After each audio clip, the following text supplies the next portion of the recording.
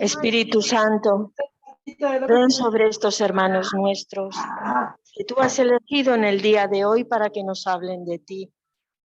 Toca su mente, purifícala, condúcela, toca su corazón, toca sus sentimientos, su memoria, su inteligencia, su libertad. Tócalo todo, Señor, y hazlo conforme todo a tu voluntad, para que tú te puedas manifestar a través de ellos. Y a nosotros, hermanos, que estamos todos reunidos, te pedimos, Espíritu Santo, que nos des oídos de discípulo. Danos un corazón dócil para acoger todo aquello que tú hoy nos quieres mostrar. Bendito y alabado seas. Y a ti, María, Madre nuestra, los ponemos bajo tu protección y te decimos: Dios te salve, María, llena eres de gracia, el Señor es contigo, bendita tú eres entre todas las mujeres y bendito es el fruto de tu vientre, Jesús. Santa María, Madre de Dios, ruega por nosotros pecadores, ahora y en la hora de nuestra muerte. Amén. Gloria al Padre, al Hijo y al Espíritu Santo, como era en el principio, ahora y siempre, por los siglos de los siglos. Amén. ¿Cómo están? Qué bueno. ¿Cuántos se sienten bendecidos? A ver, levante la mano. Eso. Un fuerte aplauso al Señor.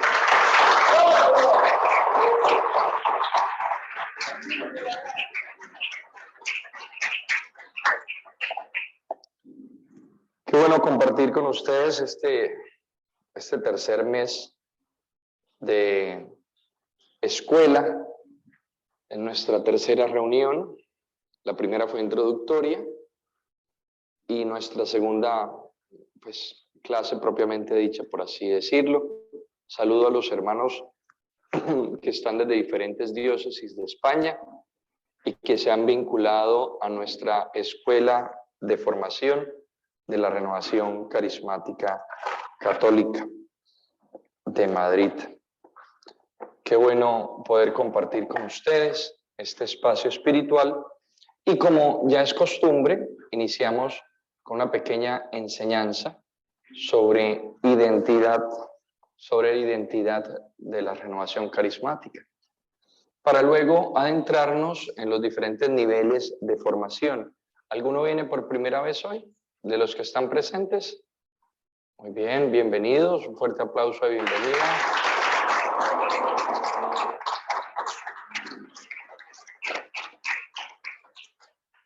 Voltéeme la galería ahí, pon la galería si se puede. Eso, ¿y quién viene por primera vez? A ver, prendan las cámaras los que están en las casas, no los veo. Cosme, no se rasque la cabeza, tranquilo. Ya lo vimos. Muy bien, ¿quiénes vienen por primera vez? Levante la mano los que vienen por primera vez, que están allá en las casas. Muy bien, un aplauso también para ellos.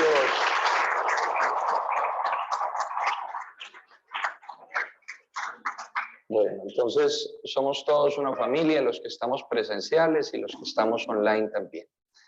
Hace 8 días les hablaba un poco sobre la identidad desde la renovación y vamos a ir adentrando. Al finalizar la enseñanza, yo no sé si quedó grabada la de la vez pasada. Entonces, no sé, ¿y hoy la estamos grabando? Perfecto. Entonces, muy bueno que retomemos un poco, ya que no quedó grabada. Hablamos de la identidad de la renovación a partir de los 5 objetivos básicos, o así cerrábamos la enseñanza de la vez pasada, hace un mes. Los 5 objetivos básicos de la renovación, que me imagino que ustedes se lo saben de memoria, ¿cierto? Entonces lo saben completamente, porque cómo estar en la renovación y no conocer los objetivos de la renovación. Pero yo se los voy a recordar, ya que ustedes ya lo saben bien, pues simplemente lo recuerdo. El primer objetivo básico de la renovación carismática es el encuentro personal con Jesucristo. La renovación carismática nos lleva a tener un encuentro personal con Cristo vivo y resucitado. Si usted pregunta, ¿para qué estoy en la renovación? ¿Cuál es el objetivo? Porque es que cuando yo no sé para dónde voy, pues cualquier tren me sirve. Y puedo terminar yo por allá en Galicia cuando yo quiero ir es a Sevilla. Entonces, tengo que estar bien ubicado sobre qué es lo que quiero y hacia dónde me dirijo. La renovación carismática católica tiene como primer objetivo el que tengamos un encuentro personal con Cristo vivo y resucitado. El Papa Francisco, en la encíclica Evangelii Gaudium, espero que todos los de discipulado la estén ya leyendo, Evangelii Gaudium, todos los hermanos allá la tienen comprada, algunos, maravilloso. Dice que el gran problema del cristianismo de hoy es que los cristianos no han tenido un encuentro personal con Jesús y que si lo han tenido, no han renovado ese encuentro. Entonces no es un asunto simplemente de tener un encuentro, porque yo puedo haber tenido un encuentro hace tantos años, pero si yo no renuevo esa experiencia, yo no estoy en la renovación. El mismo sustantivo renovación implica eso, hay que renovar la renovación. Lo que se estanca se termina pudriendo, el agua que se estanca se pudre. Y hay muchos estamentos dentro de la renovación, obviamente no aquí en España, en otros países, que ya huelen a podrido, porque están estancados. Incluso muchas cosas en nuestra iglesia están como estancadas. Si algo puede regalar la renovación a la iglesia es su misma identidad. Por eso es tan importante entender la identidad. Cuando culminen los 5 objetivos, daré un puntalazo sobre lo que es la renovación propiamente dicha. Entonces, el primer objetivo es tener un encuentro personal con Jesús. Incluso el Papa Benedicto XVI en la Deus Caritas Es, me lo han oído repetir muchas veces, dice que el cristianismo no es un cambio moral. Hay gente que cree que es cristiano porque dejó de beber, que es cristiano porque dejó de robar o dejó de mentir o dejó de fornicar o dejó de, qué sé yo. Yo soy cristiano porque yo antes hacía esto y ahora no lo hago. Y dice el Papa Benedicto, el cristianismo no es un cambio moral. Usted puede hacer cambios morales y no ser cristiano. También decía el Papa Benedicto en la Deus Caritas Es, el cristianismo tampoco es un concepto teórico, no es un conocimiento intelectual. Yo puedo saberme la Biblia de memoria, yo puedo conocer los dogmas, inclusive haberme leído el catecismo 10 veces y saber cada uno de los artículos del catecismo y no ser cristiano. Es más, hay muchos teólogos que no me escuchen que no son cristianos, aunque se dicen ser cristianos. Y hay muchos feligreses que vienen a misa todos los domingos y no son cristianos. Hay algunos curas que puede que no sean cristianos. Porque el cristianismo no es un concepto teórico ni es un cambio moral. No es simplemente ser una persona buena, que no mate, que no robe, que no haga daño a nadie, o una persona que tenga conceptos intelectuales o información sobre Dios. Dice el Papa Benedicto, el cristianismo pende del encuentro personal con Jesucristo. Cristiano es el que se ha encontrado con Cristo. Yo no puedo ser cristiano sin haberme encontrado con Cristo. Y la renovación carismática me lleva a mí a ese encuentro personal con Cristo vivo y resucitado. Ese es un objetivo, llevarnos a ese encuentro. Y si ya lo hemos tenido, renovarlo diariamente. Les contaba el mes pasado una frase de mi padre fundador, Monseñor Alfonso Uribe Jaramillo. Decía, el Pentecostés tiene que ser diario, progresivo, permanente y dinámico. Un Pentecostés diario, permanente. Yo no puedo decir que me encuentro con el Señor y ya mañana qué. O porque yo me encontré hace tantos años ya qué. Hay un texto bíblico que siempre traigo a colación y es el del maná. ¿Recuerdan cómo comían el maná en el desierto el pueblo de Israel? Pero algunos flojos recogían maná para comérselo al día siguiente y dice, mañana no trabajar, hoy recogemos y mañana no trabajamos. Y al día siguiente ya no servía ese maná. Y dice Moisés, el maná de ayer no te sirve para hoy. Tu experiencia con Cristo de ayer no te sirve hoy. Cada día tienes que tener una experiencia espiritual nueva. Segundo objetivo de la renovación, una apertura a la acción del Espíritu Santo. Apertura a la acción del Espíritu Santo. Es que no podemos ser cristianos auténticamente si no estamos abiertos al Espíritu Santo. Hay gente que tiene una relación buena con Jesucristo, tal vez como la primera relación que tenemos de pequeños con Jesús. Claro, es verdadero Dios, pero también es verdadero hombre, es tangible, es empíricamente comprobable, es un hecho histórico que existió Jesús. Ya múltiples historiadores, incluso judíos, paganos, hablan de la existencia de Jesús. Fue un acontecimiento histórico el que haya vivido, el que haya venido a la carne y el que haya transformado el mundo a partir de su predicación, de su muerte en cruz y de su resurrección. Tanto así que usted le puede hablar a un budista, un musulmán, le puede hablar un ateo y tiene que decirle, cuando usted le pregunta ¿en qué año estamos? Le tiene que decir en el 2021. ¿2021 qué? ¿2021 qué? Porque la historia de la humanidad no fue hace 2021 años, hace más. A 2021 después de Cristo. Por lo tanto, partió la historia de la humanidad. Hay un hecho histórico que parte la historia. Ningún otro personaje histórico ha partido la historia de la humanidad. Por tanto, es un hecho comprobable científicamente. Entonces, es asequible para muchos la realidad de Cristo. Para otros ya se les hace más difícil, pero bueno, ya empiezan a relacionarse con Dios Padre. Algunos porque tienen experiencias personales que les han marcado con su papá, con su filiación, con su relación paterna, entonces les cuesta eso de entender un Dios Padre, pero muchos también incluso entran con esa relación con Dios Padre mucho antes de la relación con Jesucristo. Para algunos la creencia en Dios es sencilla, pero la creencia en Jesucristo es más compleja. Pero lo que sí es cierto, y es que el gran desconocido de la Santísima Trinidad es el Espíritu Santo. Y el Espíritu Santo es la tercera persona de la Trinidad, pero también de una u otra manera es la inhabitación de Dios. Ahora, hay un término teológico, hago un paréntesis, esto es un paréntesis, hay un término teológico, pericoresis. Usted no se enrede aprendiéndolo ni nada, simplemente sepa que existe un término teológico que dice que todas las tres personas están implicadas en la otra. Donde está el Padre, está el Hijo y está el Espíritu Santo. Donde está el Espíritu Santo, está el Hijo y está el Padre. No puede hacerse una dicotomía, una separación. No tenemos tres dioses. Un solo Dios verdadero, tres personas distintas. Los dividimos o los separamos más bien porque cumplen una función particular en la historia de salvación, porque hay unas misiones particulares y unas relaciones particulares ad intra de la Santísima Trinidad. No nos vamos a meter en Trinidad, ni en estudio de Trinidad, pero que entendamos eso. Claro, por supuesto, hablamos del Padre como creador, del Hijo como redentor y del Espíritu Santo como santificador, como santificador. Cumple una función, pero donde está el Hijo está el Padre. Allí están implicados todos, no podemos hacer una separación. Volviendo, cerramos paréntesis.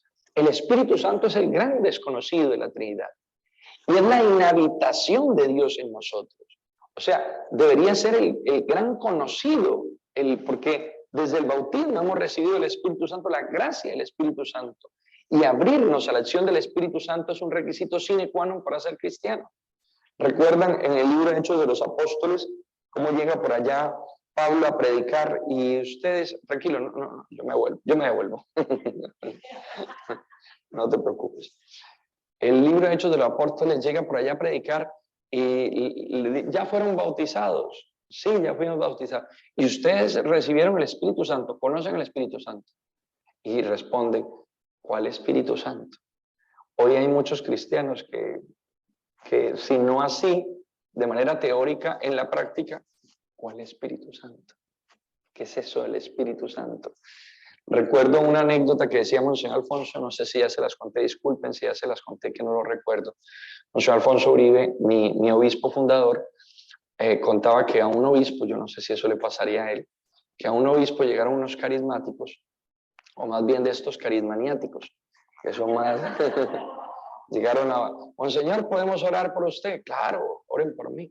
Y entonces impusieron las manos sobre el obispo y empezaron a orar y ven Espíritu Santo, ven Espíritu de Dios, ven que necesitamos de ti, ven Espíritu Santo, ven sobre el Monseñor. Y entonces se levanta el obispo bravo, enojado y dice, pero ¿cómo así? ¿Ustedes qué están haciendo? No, Monseñor, estamos pidiendo que reciba el Espíritu Santo. Pues ya yo tengo el Espíritu Santo desde el bautismo, ¿para qué lo piden? En la confirmación fue reconfirmado, en el sacramento del orden lo recibí para el servicio, para ser pastor, y en el episcopado lo recibí en plenitud. ¿Usted para qué piden que reciba el Espíritu Santo? Si ya lo tengo.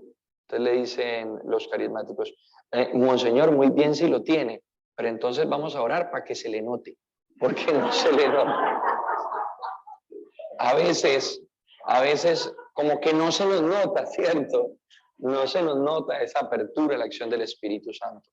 Y esto es fundamental en la renovación carismática, que nos abra la acción del Espíritu Santo, que sea quien nos guíe, quien ilumine nuestros pensamientos, nuestros sentimientos, nuestras acciones, que sea el Espíritu Santo el motor y guía de toda nuestra existencia. El Espíritu Santo tiene que ser el centro de toda nuestra vida espiritual. Y si no tenemos esa relación con el Espíritu que hemos recibido desde el bautismo, pasa lo que dice San Pablo en la carta a los tesalonicenses, que muchos cristianos terminan entristeciendo el Espíritu, apagando el Espíritu. Incluso en algunas partes hay personas que son buenas como para extinguir el Espíritu, como esos extintores, así como el rojo que está allá, y cuando vea cualquier manifestación del Espíritu, va, corre y la apaga. No, deje el fanatismo. No, es que quiero rezar, es que quiero hacer una vigilia. No, eso para qué tanto. No. Es que siento la necesidad de hacer un servicio en casa. No, eso para qué. Vea, es que yo me siento motivado a leer más. ¿Para qué lee tanto la Biblia? Eso. Hay gente que va apagando el Espíritu y nosotros nos dejamos apagar el Espíritu. Ojo, que tampoco estoy hablando de exageraciones, estoy hablando de un sentir normal y natural. Obviamente el Espíritu nos hace tener hambre de la palabra, nos hace tener hambre y sed de Dios, nos hace tener necesidad de buscar las cosas santas, de acercarnos a la oración. Es el maestro de la oración, es el alma de la misión. No podemos nosotros dirigirnos a la misión si no es por el Espíritu Santo. No podemos orar como conviene si no es por el Espíritu Santo. No podemos proclamar el señorío de Cristo si no es por el Espíritu Santo. Él es el que nos revela la verdad. Él es la luz. Bueno, ya tendremos una enseñanza propia sobre el Espíritu Santo y daremos este tema. Pero saber que la renovación carismática nos lleva a abrirnos a esa acción. Y es una acción novedosa. Durante muchos siglos se vio esto del Espíritu Santo como peligroso, Esto de la acción del Espíritu, esto de los carismáticos o estos movimientos pentecostales, estos movimientos espirituales son como peligrosos. Claro, porque se cayeron en excesos. Hay una famosa herejía de los primeros siglos que es el montanismo. Y esta herejía del montanismo llevaba una apertura tal a la acción del Espíritu Santo que se obedecía ciegamente a las mociones interiores y se pasaba por encima de la doctrina, se pasaba por encima de la jerarquía, se pasaba por encima de las realidades institucionales, se pasaba por encima de los maestros espirituales, de todo, ¿no? A mí el Espíritu Santo me iluminó esto, entonces como me iluminó esto, entonces yo voy a hacerlo. Recuerdo una señora por allá en un pueblo de Antioquia, cerca de Medellín, una niña que me decía, padre, es que a mí se me apareció la Virgen, y la Virgen y el Espíritu Santo me dijeron que yo tenía que dejar a mi marido, que este no era el marido que Dios quería para mí. Entonces yo me conseguí uno nuevo obedeciendo al Espíritu Santo y a la Virgen. Yo vea, o sea, qué buena forma para sustentar el adulterio aquí, ¿no? Para fortalecer. Cecilia, no se ríe, que está mostrando, pelando el cobre. José, venga aquí, organice esto aquí. Entonces, sí, hay excesos que se pueden caer. Es que el Espíritu Santo me dijo, recuerdo una señora, una predicadora, alguna vez en plena asamblea se le acercó a alguien, estaba allí con su esposo y se le acercó y le dijo, el Espíritu Santo me muestra que usted es un adúltero y usted ha hecho, y estaba la señora, los hijos, esa asamblea llena. Pues no creo que el Espíritu Santo le esté revelando los pecados de otras personas y mucho menos vivirlo de esa manera. Esos excesos son los que ha hecho que la iglesia vea como eso de los que se abren al Espíritu Santo como raros. Claro, pero es un péndulo hacia el extremo. Pero hay otro péndulo hacia el otro extremo en el que podemos haber caído, y es el péndulo a no abrirnos a la acción del Espíritu Santo por temor. Incluso se creía que esa apertura a la acción del Espíritu Santo era propia de un grupo selecto, los santos. Pero para los demás eso como que, no, eso no es para mí, ¿qué soy? Yo soy un peligrecito más. No. Si algo nos ha abierto la renovación carismática católica es a mostrarnos que esa apertura del Espíritu Santo es una obligación para todos como cristianos. Tenemos que abrirnos a la acción del Espíritu Santo, dejarnos guiar por ese maestro interior. Que se hayan dado excesos no implica que podemos caer, que caigamos en el defecto. Y siempre hay como ese movimiento pendular que es histórico, no solo en la iglesia, sino en la política, en la literatura. Usted ve que pasan de un extremo izquierda, ahora al otro extremo derecha, al otro extremo. Un movimiento pendular, maniqueo, que hace dicotomías y que no muestra el verdadero sentido de la voluntad de Dios. Recuerden la máxima tomista, la virtud está en el medio. La virtud está en el medio. Y nosotros allá en Colombia decimos, yo no sé si esa expresión la dicen por acá, ni mucho que queme al santo, ni poco que no lo alumbre. ¿Cierto? Entonces usted pone la velita, no vaya a quemar el santo, ni tampoco lo va a dejar sin alumbrar. Ahí, en el justo medio. Y esta apertura a la acción del Espíritu Santo tiene que ser dentro de la doctrina, tiene que ser dentro, que vaya acompañada de la palabra de Dios, con el acompañamiento de la iglesia, de los sacerdotes. El mismo Concilio Vaticano II nos dice que quien discierne esa acción del Espíritu Santo en los feligreses, en los fieles, es el pastor. Tiene una gracia especial del Espíritu conferida por el sacramento del orden para discernir. Obviamente hay carismas de la iglesia, hay sacerdotes que tienen un conocimiento particular sobre aspectos particulares. Yo no voy a decir, va a ser más difícil que un sacerdote que esté dentro del movimiento de los catecúmenos, yo le empiece a hablar de cosas carismáticas porque no tiene ese conocimiento ni esa apertura. Entonces hay que buscar nuestros pastores, el asesor de la renovación, etc. Bueno, eso es evidente. Entonces, esa apertura de la acción del Espíritu Santo es propia de la renovación carismática. Y hay que tener cuidado, repito, en no caer en los excesos, en que cayeron incluso herejías como el montanismo, por pasar por encima. A mí el Espíritu Santo no me puede decir cosas contrarias a la Sagrada Escritura, ni cosas contrarias a la doctrina, ni cosas contrarias a la jerarquía. ¿Por qué? Porque es el mismo Espíritu Santo el que ha iluminado la palabra de Dios, la doctrina, y es el que está acompañando la iglesia institucional. Entonces, el Espíritu Santo no se contradice, no puede decir una cosa a usted y otra cosa a mí, es imposible. Incluso si vemos los grandes santos, cuando han tenido esas nociones del Espíritu Santo, una característica fundamental es la obediencia. Usted sabe que el Espíritu Santo está allí cuando hay obediencia. Pongo dos ejemplos muy bonitos. Cuando a Santa Teresa de Jesús se le empezó a aparecer el Señor, ella fue donde su confesor. Y el confesor le dijo, vea, apenas se le aparezca otra vez el Señor, échele agua bendita. Échele, que de pronto es un demonio que le aparece, y échele agua bendita para que se vaya. Entonces se le apareció y ella empezó a echarle agua bendita. Y entonces Jesús, muerto de la risa. Y Jesús, ¿y tú por qué te ríes? Porque estoy muy contento porque has obedecido a tu confesor. Entonces, eso es agradable a Dios, la obediencia. Otro ejemplo, Padre Pío de Petrarchina.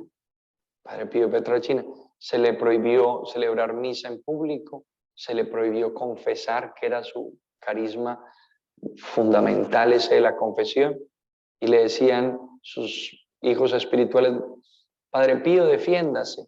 Y él cogía la camandulita y decía: me estoy defendiendo, orando, y en absoluta obediencia, diferente a un Martín Lutero, por decir algo, que con la soberbia manifestó que no estaba el Espíritu. Porque allí vamos a otro punto fundamental, que es cómo identificar la presencia del Espíritu Santo en una persona. Dice la palabra del Señor: por sus frutos los conoceréis. No por sus carismas, por sus frutos. Ya sabemos que en Gálatas 5:22 aparecen los frutos del Espíritu. Muy bueno que ustedes se lean esa carta a los Gálatas, ese capítulo 5 de la carta a los Gálatas. Sería una buena tarea, donde habla de los frutos del Espíritu y los frutos de la carne. Los frutos del Espíritu. Para identificar la persona llena del Espíritu Santo, se ve por los frutos. Los 3 primeros frutos, a mí me encanta hablar de eso: paz, amor y alegría. Es hermoso. Paz, amor, alegría. Benignidad, mansedumbre, dominio de sí mismo, prudencia, paciencia, amabilidad, bondad. Frutos del Espíritu Santo que manifiestan que una persona está realmente llena del Espíritu Santo. Ay, nuestros hermanos esperados a veces se dejan deslumbrar por eso. Incluso nosotros en la renovación podemos caer en aquello, ¿cierto? Es que el Espíritu Santo estuvo muy presente hoy en el grupo. ¿Por qué? No, porque hubo palabra de conocimiento, porque hubo profecía, porque hubo sanación, qué sé yo. Entonces, estuvo presente. Y cuando no, entonces no estuvo presente. Como si la presencia del Espíritu manifestara eso. Yo sé que una persona está llena del Espíritu Santo por su santidad de vida. Decíamos, el Padre crea, el Hijo redime, el Espíritu Santo santifica. No dice da carismas, no. Santifica. Entonces, lo que muestra la presencia del Espíritu no son los carismas del Espíritu, sino los frutos del Espíritu. La santidad de vida, ahí se evidencia la presencia del Espíritu. Yo abrirme a la acción del Espíritu Santo es empezar un camino de santidad. Y le decía hace un mes, la reflexión hablaba de los 2 movimientos del Espíritu Santo, un movimiento ad intra y un movimiento ad extra, si lo recuerdan. El movimiento ad intra es un movimiento santificador, el movimiento ad extra es un movimiento predicador, evangelizador. Viene como viento huracanado que sale afuera y manifiesta la gloria de Dios, pero también como una suave brisa que adentro santifica. Esa acción, esa apertura a la acción del Espíritu Santo tiene que ser clara en nosotros, tiene que ser clara, y hacia allá debemos caminar, dejarnos guiar por el Espíritu Santo, que va mucho más que simplemente tener manifestaciones extraordinarias. Ay, el Espíritu Santo está allá, y corren nuestros hermanos esperados protestantes porque hay manifestaciones extraordinarias, cuando lo que muestra la presencia del Espíritu Santo son otras cosas. Tercero, y está imbuido todo allí, una apertura al ejercicio de los carismas, una apertura al ejercicio de los carismas. Si nos abrimos al ejercicio de los carismas, y sabemos que ese movimiento del Espíritu Santo es adentro, pero también es hacia afuera. Antes se creía que los carismas estaban reservados para un grupo selecto. La iglesia siempre ha sido carismática. Esto es de todos los siglos, desde los primeros siglos, pero incluso en los siglos donde se ha tratado de bajarle un poco la intensidad, incluso ver como lo del Espíritu Santo un poco peligroso, vemos los grandes santos fueron carismáticos. Hay expresiones fuertísimas en los grandes santos: Santa Teresa, San Francisco, San Antonio de Padua. Hay una imagen de San Antonio que a mí me parece muy graciosa. Yo no, es como una historia, yo no sé hasta qué punto, pero me parece impresionante, que a él le prohibieron hacer milagros. A San Antonio le prohibieron hacer milagros, el superior. Le prohibió: usted no deje de estar haciendo eso, no haga más de eso. Esas cosas, manifestaciones, carisma, no haga nada de eso. Y entonces dice que estaba un señor por ahí montado una escalera y se cayó de la escalera. Y entonces cuando se cayó es que San Antonio lo paró en el aire y se fue para donde el superior. Que si me da permiso, que un hombre está cayendo de allá, que si lo puedo rescatar. Es que sí, hombre, sí, rescátelo. Obviamente yo no creo que haya pasado así, pero bueno, el que tenga la fe. Pero denota como la obediencia del santo, ¿cierto? En las manifestaciones carismáticas, que es muy bonito. Entonces lo dejo ahí, vi como en el aire el tipo, ¿me salva o no me salva? Los carismas, a partir del Concilio Vaticano II, cogieron mucha fuerza y si ustedes ven, el Concilio Vaticano II buscó renovar la iglesia, pero volviendo a la tradición, volviendo a la tradición. Hoy me parece muy paradójico que haya movimientos integristas distantes, gracias a Dios, de la renovación carismática, movimientos integristas que le llaman algunos conservadores, pues, que no es la palabra porque toda la iglesia es conservadora y toda la iglesia es progresista. Somos conservadores porque conservamos la doctrina de Cristo y somos progresistas porque vamos avanzando con la historia de la humanidad. Caminamos con los hombres y progresando espiritualmente. La iglesia es teándrica. ¿Qué significa eso? Que es humana y es divina. Como divina es inmutable, inmutable. No podemos no, vamos a cambiar lo que Jesús dijo, no podemos cambiarlo. Cambiar los 10 mandamientos, porque es que hay un mandamiento que ese de no matar no me gusta, vamos a quitarlo para que se pueda abortar. No, no, no, no, no. La iglesia es inmutable por ser divina, eso es incambiable, entonces somos conservadores de la doctrina. Pero somos progresistas en las formas, porque la evangelización debe ir de acuerdo a la cultura en la que estamos, al lenguaje en el que estamos. Si hay una característica de la pedagogía divina, la pedagogía de Dios, como Dios enseña, es la condescendencia, es un elemento fundamental. ¿Y qué es la condescendencia? Dios viene a hablarnos en el lenguaje de los hombres, porque la revelación va moviéndose históricamente, porque Dios va hablando en el lenguaje de los hombres de su tiempo. Dios no va a venirnos a hablar cosas que no podíamos entender en momentos históricos particulares. Dios se abaja. Hoy tiene que hablar a través de nuevas tecnologías. ¿Qué tal nosotros? No. Jesús nunca utilizó un celular y no utilizó el Zoom. Entonces el Zoom es satánico porque Dios no lo utilizó.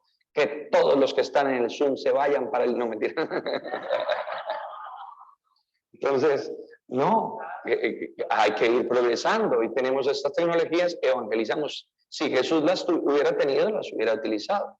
¿Qué había en esa época? Barquitos, se montaba en los barquitos. Lo que había, lo utilizaba. Entonces, en eso vamos progresando, pero por supuesto, podemos progresar en las formas. En la época de Jesús, la gente que estaba con él hablaba arameo. Entonces, ¿qué tal Jesús? No, vea, les voy a predicar en griego o en latín, porque es que próximamente la lengua de la iglesia va a ser el latín, entonces les predico en latín. Sus judíos no hubieran entendido nada. Predicó en arameo, en el lenguaje de los hombres de su época. Luego el latín se convirtió en el lenguaje universal, el lenguaje del imperio. Pues entonces se predicó en latín. Pero hoy no tiene sentido celebrar una misa en latín, por muy bonita que sea, no tiene sentido. Entonces vamos progresando, la hacemos en la lengua vernácula y así lo dijo el Concilio Vaticano II. Entonces, cierro el paréntesis, la iglesia es teándrica. Entonces esa cuestión de esos movimientos progresistas y conservaduristas, esa discusión no debería marcarse en el seno de la iglesia católica, porque toda la iglesia es conservadora y toda la iglesia es progresista. Depende de usted de qué aspecto esté viendo. ¿Se entiende eso? ¿Me hago entender? Entonces, esto ya sé que tengo pocos minutos, tranquilo. No esconda que así se ve más. Entonces, esto en la renovación carismática, gracias a Dios, no se ha visto esto, pero en algunos movimientos dicen como que todo lo que eso que es carismático es como muy moderno, cuando el Concilio Vaticano II lo que hizo es volver a la tradición. Aquí ya cojo la idea. volvimos a la tradición. ¿A la tradición cuál? A la tradición de los primeros siglos. Esa es la tradición que tenemos que buscar. Y hay movimientos conservadores que hablan de la tradición, pero hablan de la Edad Media. Volvamos, respetemos la tradición. ¿De qué tradición me hablas tú? De cómo se manejaba la iglesia en la Edad Media, conforme a un concepto histórico y cultural propio de la época, pero que ya no es el de hoy. Si tú me hablas de volver a la tradición, yo tengo que volver a los primeros siglos. Entonces, volver a las fuentes bíblicas, el Concilio Vaticano II, volver a las fuentes litúrgicas, volver a las fuentes patrísticas. Es muy hermoso. Y allí en el Concilio Vaticano II está contenido esta experiencia carismática y se nos muestra cómo los carismas son para todos, no para un grupo selecto, son para todos. Porque no son manifestación de santidad. El carisma Dios se lo da a quien se le da la santa voluntad. Muy bien, muy bien. No voy a decir la gana, no sé cómo se les ocurre. Dios se lo da a quien se le da la santa voluntad, a quien quiere. ¿Por qué? Porque dice la carta a los Corintios que es para provecho común. ¿Para qué son los carismas? Para el provecho común, no son para mí. Incluso yo puedo ser, les he puesto siempre esa expresión de Dante Alighieri, como el ciego en el purgatorio, un ciego con una linterna atrás. Y le pregunta a Dante, ¿por qué estás así? Porque iluminé a mucha gente, pero no me pude iluminar a mí mismo. Yo puedo tener carismas y eso ser para el bien común y yo estar alejado de Dios. Incluso les conté hace un mes, como en la primera carta a los Corintios, en el capítulo 1 dice, ustedes Corintios tienen todos los dones del Espíritu, pero luego, en el capítulo 2 y en el capítulo 3 le dice, ustedes no son espirituales, ustedes son carnales, son como niños. Tienen los carismas, pero no son espirituales porque no tienen el Espíritu Santo. ¿Qué manifiesta el Espíritu que tiene el Espíritu Santo? La santidad y los frutos del Espíritu. Más sin embargo, son regalos de Dios para provecho común. Lo primero es lo que hace el Espíritu Santo intra, hay que hacerle un subrayado a eso, lo que hace el Espíritu Santo dentro de mí. Pero también hay una manifestación ad extra. ¿Y a quién se le dan carismas? A todo el mundo. Es muy común que en la renovación, cuando la gente está comenzando en la renovación, ay padre, yo que no tengo ningún carisma. Ay, ¿yo qué carisma tendré? Todo el mundo tiene carisma, yo no tengo carisma. Sé lo que no tiene es cerebro, pero carisma sí tiene. Mentira, para que se ríen. Todos tenemos carismas desde el bautismo. Hay unos que los vamos descubriendo, pero siempre pensamos, hay carismas ordinarios y hay carismas extraordinarios. Todos hemos recibido y debemos de recibir el carisma por antonomasia, que es el Espíritu Santo, que es el amor de Dios, el carisma del amor. Puedo hablar las lenguas, puedo hacer milagros, puedo conocer las lenguas de los ángeles, puedo tener la sabiduría de Dios, puedo mover montañas, pero si no tengo amor, nada soy. Aspirad a los carismas más grandes: fe, esperanza y amor. Entonces, todos tenemos carismas, hay unos que irlos descubriendo, pero desde el bautismo lo que pasa es que los hemos apagado. Digo rápidamente los dos últimos objetivos para concluir. El cuarto objetivo, entonces, objetivo de la renovación. Tercero, abrirnos a esa experiencia de los carismas, porque es dado por Dios para el bien común. Cuarto objetivo de la renovación carismática, un crecimiento continuo a la santidad, buscar la santidad, progresar a la santidad. Claro, si me abro al Espíritu Santo, tengo que caminar hacia la santidad, si no, no estoy abierto al Espíritu Santo. Y por último, la evangelización, la apertura a la evangelización. Todo aquel que ha recibido el Espíritu Santo inmediatamente va a contarlo. Se vuelve un chismoso, un cotillero de primera categoría. Obviamente, si usted recibe una gracia tan grande, usted no me puede quedar callado. Los apóstoles en Pentecostés con miedo recibieron el Espíritu Santo y hablaron y empezaron a predicarlo. El Espíritu Santo nos hace salir a manifestar la experiencia. Es muy importante que nosotros entendamos la identidad carismática. Si Dios quiere, dentro de 8 días voy a profundizar en las dos palabras propias del nombre: renovación, ¿qué significa renovación? Y ¿qué significa carismática? Dentro de un mes. Voy a profundizar por lo menos someramente. Hay un documento muy bonito de Raniero Cantalamessa sobre esto. Quiero invitarles entonces a la tarea. Leer siquiera el capítulo 5 de la carta a los Gálatas y leer la carta a los Corintios. Vamos a leer la carta a los Corintios para ir adentrando. Tienen un mes para eso, pues eso es cortico y eso es muy bonito, nos va a ayudar mucho. Y sobre todo a enamorarnos de esta corriente de gracia. Pregunta, ¿estos 5 objetivos propios de la renovación carismática son solo para la renovación carismática? No. ¿Un catecúmeno tendrá que vivir estos 5 objetivos? ¿Un focolar? ¿Alguien del Opus Dei? ¿Un legionario de Cristo? ¿Sí? ¿Cualquier obispo? ¿El Papa tiene que vivir esto? Y entonces, ¿qué es lo que nos hace diferentes? ¿Cuál es el misterio? Porque estos 5 objetivos son como comunes en la iglesia. Entonces, ¿qué es la renovación carismática? Una corriente de gracia del Espíritu Santo. Qué bonito, se lo sabe de memoria. ¿Qué es? ¿Qué es? ¿Qué es? ¿Qué es? Entonces, si es, el concepto está bien, una corriente de gracia, pero entonces, si es una corriente de gracia dentro de la iglesia, ¿a qué está llamada? ¿A qué?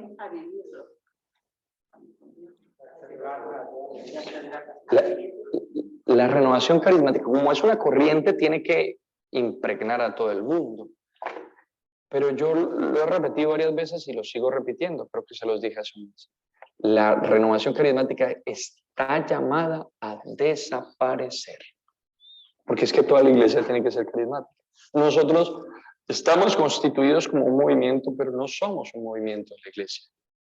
La renovación no puede ser un movimiento en la iglesia, porque no tiene un fundador, porque no tiene un número de miembros definidos, porque es una corriente de gracia que impregna. Claro, tenemos una estructura pues por necesidad institucional, pero la idea es que imbuyamos y que sumerjamos a toda la iglesia, porque estos objetivos son para toda la iglesia. Entonces, que nosotros realmente vivamos estos 5 objetivos y que dentro de la renovación vayamos caminando a también transmitirlos a todos. Vamos a tener ahora un periodo de receso, que aprovechen los hermanos que están online para organizar las salas, para estructurar todo este espacio que vamos a tener ahora de formación. Tenemos el receso y después del receso nos vamos a dividir por niveles. Recuerden que hay 3 niveles. Nivel de querigma, los que están iniciando, nivel de discipulado, los que ya tienen un proceso, y nivel de palabra de Dios. Asimismo, habrá salas para vivir online este momento. Aprovechemos al máximo estos espacios espirituales que se nos dan. No sé. Una pregunta online. ¿Cuál de las 2 cartas a los Corintios? La primera. Gracias, Cecilia. Wow, eso tenemos aquí. ¿Hay alguna pregunta aquí? No. Tenemos Padre, alguna. buenos días. Granada, Miriam. Repito Quiero las preguntarle. tareas. La tarea, leerse la primera carta a los Corintios y leerse la carta a los Gálatas, el capítulo 5 de la carta a los Gálatas. Padre, ¿me puedo leer toda la carta a los Gálatas? Ojalá se lea toda la Biblia. No hay problema. Pero esa nos habla, hay una frase muy fuerte de la carta a los Gálatas, y con eso concluyo. Estúpidos Gálatas. Empezar con el espíritu y terminar con la carne. Y hay muchos carismáticos que a veces se nos puede apropiar eso. Estúpidos carismáticos. Empezar con el espíritu y terminar. ¿Por qué? Porque no renovamos la renovación. Es una experiencia que hay que renovarla constantemente. Vamos entonces al receso y por favor los que están online aprovechan para organizar las salas. Padre. Distinto para querigma, discipulado se queda en este link y palabra de Dios tendrá un link diferente. Vamos entonces al receso. La gracia de la presencialidad nos permite compartir un refrigerio ahora.